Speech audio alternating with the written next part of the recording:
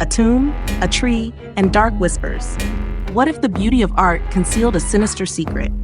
In The Tree by H.P. Lovecraft, two sculptors' lives are intertwined with a mysterious olive tree that harbors dark whispers and hidden truths. How does this tree connect to their fate? Stay with us to explore this eerie and captivating story. The Tree by H.P. Lovecraft. Fata viam invenient. On a verdant slope of Mount Manalis in Arcadia, there stands an olive grove about the ruins of a villa. Close by is a tomb, once beautiful with the sublimest sculptures, but now fallen into as great decay as the house. At one end of that tomb, its curious roots displacing the time-stained blocks of pentelic marble, grows an unnaturally large olive tree of oddly repellent shape. So like to some grotesque man, or death-distorted body of a man, that the country folk fear to pass it at night when the moon shines faintly through the crooked boughs. Mount Manalis is a chosen haunt of dreaded Pan, whose queer companions are many, and simple swains believe that the tree must have some hideous kinship to these weird Panishi. But an old beekeeper who lives in the neighboring cottage told me a different story. Many years ago, when the hillside villa was new and resplendent, there dwelt within it the two sculptors Kalos and Musides. From Lydia to Neapolis, the beauty of their work was praised, and none dared say that the one excelled the other in skill. The Hermes of Kalos stood in a marble shrine in Corinth, and the Palace of Musides surmounted a pillar in Athens, near the Parthenon. All men paid homage to Kalos and Musides, and marveled that no shadow of artistic jealousy cooled the warmth of their brotherly friendship. But though Kalos and Musides dwelt in unbroken harmony, their natures were not alike.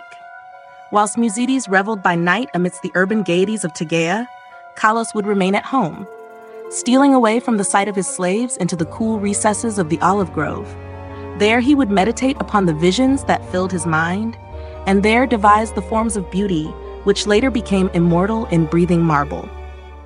Idle folk, indeed, said that Kalos conversed with the spirits of the grove, and that his statues were but images of the fauns and dryads he met there, for he patterned his work after no living model. So famous were Kalos and Musides that none wondered when the Tyrant of Syracuse sent to them deputies to speak of the costly statue of Tyche which he had planned for his city. Of great size and cunning workmanship must the statue be, for it was to form a wonder of nations and a goal of travelers. Exalted beyond thought would be he whose work should gain acceptance, and for this honor, Kalos and Musides were invited to compete. Their brotherly love was well known, and the crafty tyrant surmised that each, instead of concealing his work from the other, would offer aid and advice. This charity, producing two images of unheard of beauty, the lovelier of which would eclipse even the dreams of poets. With joy, the sculptors hailed the tyrant's offer, so that in the days that followed, their slaves heard the ceaseless blows of chisels. Not from each other did Kalos and Musides conceal their work, but the sight was for them alone. Saving theirs, no eyes beheld the two divine figures released by skillful blows from the rough blocks that had imprisoned them since the world began. At night, as of yore, Musides sought the banquet halls of Tegea, whilst Kalos wandered alone in the olive grove. But as time passed, men observed a want of gaiety in the once sparkling Musides. It was strange, they said amongst themselves, that depression should thus seize one with so great a chance to win art's loftiest reward.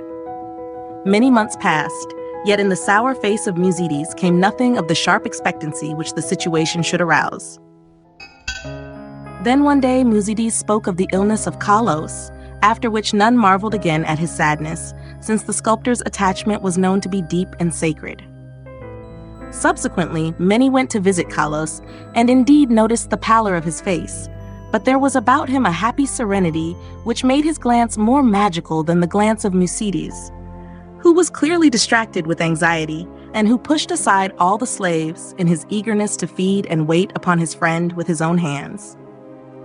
Hidden behind heavy curtains stood the two unfinished figures of Tyche, little touched of late by the sick man and his faithful attendant.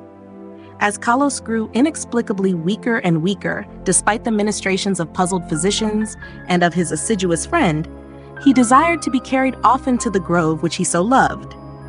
There he would ask to be left alone, as if wishing to speak with unseen things. Musides ever granted his requests, though his eyes filled with visible tears at the thought that Kalos should care more for the fauns and the dryads than for him. At last, the end drew near, and Kalos discoursed of things beyond this life. Musides, weeping, promised him a sepulchre more lovely than the tomb of Mausolus, but Kalos bade him speak no more of marble glories. Only one wish now haunted the mind of the dying man, that twigs from certain olive trees in the grove be buried by his resting place, close to his head. And one night, sitting alone in the darkness of the olive grove, Kalos died. Beautiful beyond words was the marble sepulchre which stricken Musides carved for his beloved friend. None but Kalos himself could have fashioned such bas-reliefs, wherein were displayed all the splendors of Elysium. Nor did Musides fail to bury, close to Kalos's head, the olive twigs from the grove. As the first violence of Musides' grief gave place to resignation, he labored with diligence upon his figure of Tische. All honor was now his, since the Tyrant of Syracuse would have the work of none save him or Kalos.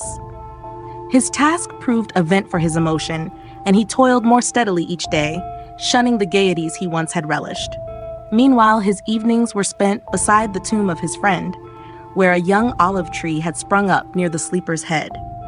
So swift was the growth of this tree, and so strange was its form, that all who beheld it exclaimed in surprise, and Musides seemed at once fascinated and repelled. 3 years after the death of Kalos, Musides dispatched a messenger to the tyrant, and it was whispered in the agora at Tegea that the mighty statue was finished. By this time, the tree by the tomb had attained amazing proportions, exceeding all other trees of its kind, and sending out a singularly heavy branch above the apartment in which Musides labored. As many visitors came to view the prodigious tree as to admire the art of the sculptor, so that Musides was seldom alone. But he did not mind his multitude of guests. Indeed, he seemed to dread being alone now that his absorbing work was done. The bleak mountain wind, sighing through the olive grove and the tomb tree, had an uncanny way of forming vaguely articulate sounds. The sky was dark on the evening that the tyrant's emissaries came to Tegea. It was definitely known that they had come to bear away the great image of Tische and bring eternal honor to Musides. So their reception by the proxenoi was of great warmth. As the night wore on, a violent storm of wind broke over the crest of Monolus, and the men from far Syracuse were glad that they rested snugly in the town. They talked of their illustrious tyrant and of the splendor of his capital, and exulted in the glory of the statue which Musides had wrought for him. And then the men of Tegea spoke of the goodness of Musides, and of his heavy grief for his friend, and how not even the coming laurels of art could console him in the absence of Kalos, who might have worn those laurels instead. Of the tree which grew by the tomb, near the head of Kalos, they also spoke. The wind shrieked more horribly, and both the Syracusans and the Arcadians prayed to Aiolos. In the sunshine of the morning, the proxenoi led the tyrant's messengers up the slope to the abode of the sculptor, but the night wind had done strange things. Slaves' cries ascended from a scene of desolation, and no more amidst the olive grove rose the gleaming colonnades of that vast hall wherein Musides had dreamed and toiled. Lone and shaken mourned the humble courts and the lower walls, for upon the sumptuous greater peristyle had fallen squarely the heavy overhanging bough of the strange new tree, reducing the stately poem in marble with odd completeness to a mound of unsightly ruins. Strangers and Tegeans stood aghast, looking from the wreckage to the great, sinister tree, whose aspect was so weirdly human, and whose roots reached so queerly into the sculptured sepulchre of Kalos. And their fear and dismay increased when they searched the fallen apartment, for of the gentle Musides, and of the marvelously fashioned image of Tische, no trace could be discovered. Amidst such stupendous ruin only chaos dwelt, and the representatives of 2 cities left disappointed. Syracusans that they had no statue to bear home, Tegeans that they had no artist to crown. However, the Syracusans obtained after a while a very splendid statue in Athens, and the Tegeans consoled themselves by erecting in the agora a marble temple commemorating the gifts, virtues, and brotherly piety of Musides. But the olive grove still stands, as does the tree growing out of the tomb of Kalos, and the old beekeeper told me that sometimes the boughs whisper to one another in the night wind, saying over and over again, Eva, Eva, I know, I know. In The Tree, Lovecraft masterfully blends art, nature, and the supernatural to create a haunting narrative that leaves us questioning the true nature of beauty and friendship.